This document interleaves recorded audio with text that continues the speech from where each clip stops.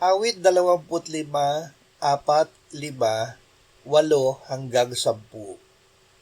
Ipaalam mo sa akin ang iyong mga daan, O Panginoon. Ituro mo sa akin ang iyong mga landas. Akayin mo ako sa iyong katotohanan.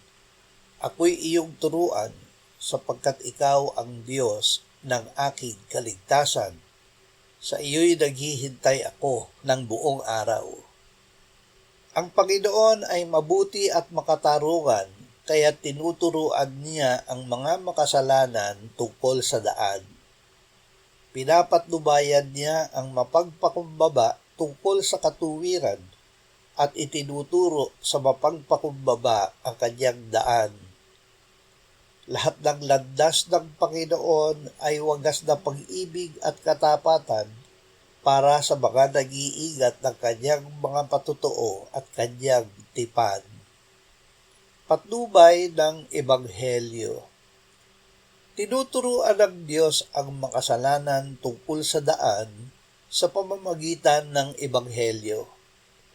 Ang Ebanghelyo ang kapangyarihan ng Diyos para sa kaligtasan ng bawat sumasampalataya. Ito ang Ebanghelyo.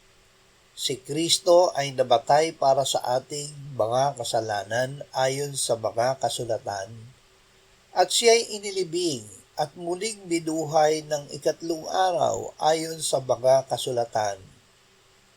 Ang Ebanghelyo ang salita ng pananampalataya na ipinangaral ng mga apostol. Kung ipahahayag ng makasalanan sa pamamagitan ng kanyang bibig, si Jesus na Panginoon, at sasampalataya siya sa kanyang puso, na binuhay siyang muli ng Diyos mula sa mga patay, ay maliligtas siya.